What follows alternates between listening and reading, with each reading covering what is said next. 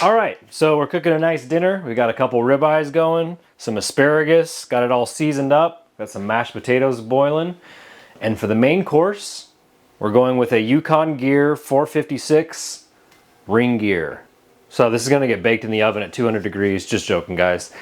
The reason we're doing this is to expand it so it can fit around the ARB air locker carrier. So we got it set to 200 degrees per the 14 bolt Bible, and we're gonna drop it in there. I have sprayed this down with brake clean. If you have a wife, do that. Otherwise, your house is gonna smell like oil.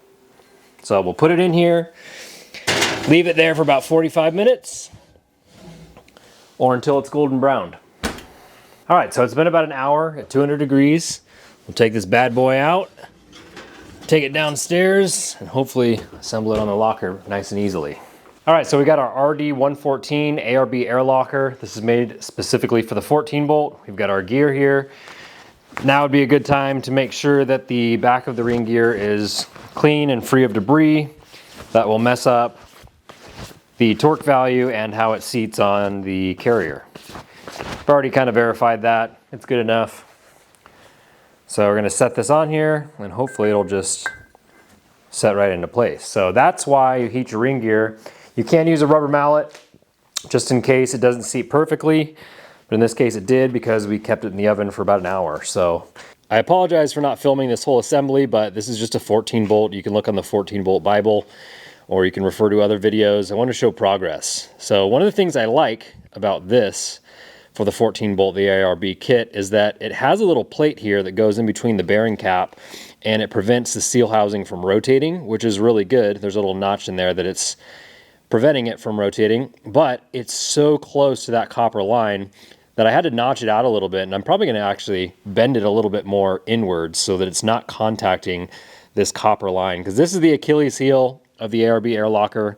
This area right here, this is where the air goes into the locker and locks the axles together. So I've drilled and tapped this hole up here, and I'm about to route my copper line up through there.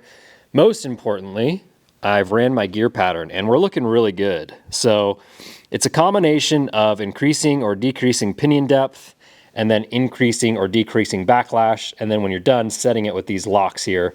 If you loosen this, it's going to push the ring gear out from the pinion, giving you more backlash and vice versa. So after a few hours, I got it right where I wanted. That is the drive side and we're looking pretty good. I'm happy with that pattern. I'm not going to have any issues with that for a while. That's the drive side. This is the coast side. Again, I'm happy with it. I could sit here all day and nitpick and try and get it absolutely perfect, but that is going to work. Once we get that copper line routed, we can go ahead and continue with assembly and we'll put on this TMR truss. All right, so apparently I lost my audio there, but what we've been doing is using the shop crane in order to pull this thing over, get it on some cardboard here, and then push it into place and get it on jack stands and set it up underneath the Land Cruiser. So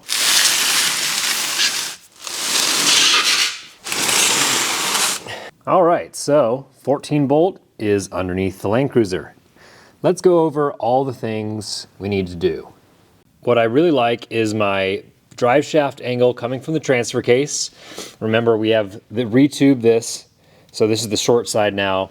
To move my pinion ever so slightly to the right or the passenger side, and that helps clear that fuel tank. We've gotten the axle centered in the wheel well, slightly back because we do plan on stretching it or moving the axle back a little bit. Still going to be some rubbing here with the 42s. Eventually I want to do a ute chop going to here, and we'll do a custom flatbed where we have lots more room than we have here now. This is the absolute maximum that you can go. I've cut and tucked all of this fender into the cab here, and there's not much more room you can go without doing a lot of bending, and I just don't want to get into that. So Barnes 4-wheel drive makes these really cool shock mounts, and this is contoured to the shape of the 14 bolt, so it'll get welded somewhere on here. And there's a separate tab that you set. This is kind of a custom piece right here, so it's going to be contoured to the shape or the width of the shock mount, because we're keeping a lot of the geometry in here from the OEM setup. We're not going to do coilovers. I've cut off the existing bolt hole and drilled it out to 1/2 inch so that I can get a 1/2 inch bolt through here, because that's what this is made for. So I'll eventually get that welded on there, but first we need to get our brakes installed and see where our calipers are going to get welded to the tubing. This is a no-brainer if you're doing anything with a 14 bolt and you don't want to use the original drum brakes that came with it. So these are weld-on calipers. This kit's from East Coast Gear. I've already installed extended lug nuts through the hub and the rotor.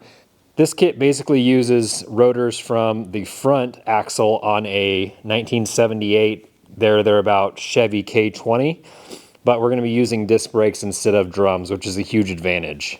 These are the calipers that are included in the kit, and basically the slide pins go through this here and thread into these already tapped holes, but everything needs to get bolted on. Wheel bearings are in. That needs to all get bolted on to the spindle, torqued down. I don't know that you need to put the axles in before you do it, but once it's lined up, tack these onto the axle housing, and then you remove everything and continue welding. You also have to bleed the brakes while you're doing all this. So it's a bit of a process, but I need to find out how much room I'm gonna have after welding that caliper in, and I'm most likely gonna do it on the back side or the top side. 14 Bolt Bible recommends that you do it with the bleeding screw up, so that's what we're gonna do. I placed my Ironman 4x4 adjustable lower links in place just to see if I want to use the stock geometry. If I do choose to use the stock geometry, I have to use the upper links, which are right here, and they're very short, which that means your pinion angle is going to change throughout the motion of the axle going up and down. Not ideal, but that's the way Toyota designed it from the factory.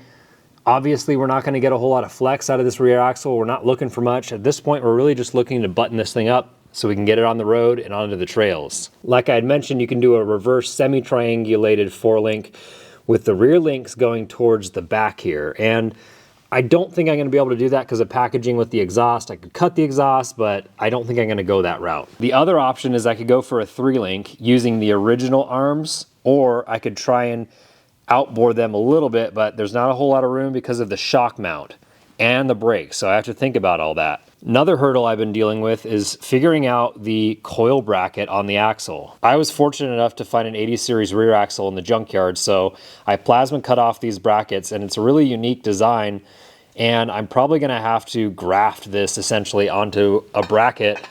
These brackets from Barnes aren't a big enough diameter, unfortunately, so Sammy B on Instagram, is sending me some custom ones that he had made for his 14 bolt swap. So we're gonna go with those and then weld these on pretty much as a locating plate, because it's a unique design where it's not just concentric at the bottom, it is at the top, but cross that bridge when we get there. Breather hose, we're just gonna use the OEM one, and I've already drilled holes in here for the air locker and that breather tube. I've done the load sensing proportioning valve delete, so that lower line right there is no longer in use, which in my opinion is better and should give me better brake feel because there's just less systems for it to go through.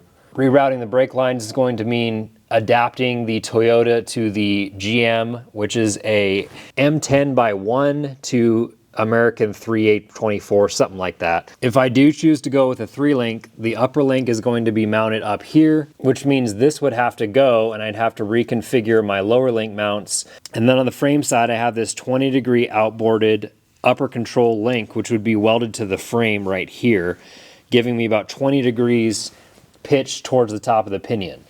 That's going to involve a lot more fabrication, geometry. I'm not sure I want to even go that route. Again, we're not looking for a whole lot of articulation from the rear axle because we don't have that much space to work with in the wheel well. I already had my bump stops extended by 4 inches, so we might just go with the stock geometry. We're getting there, but still lots of work ahead of us. I want to hear from you guys what you think I should do for the suspension setup in the rear. Should I do a 3-link? Should I do the OEM suspension grafted onto the 14 bolt, or should I do a reverse semi-triangulated 4-link?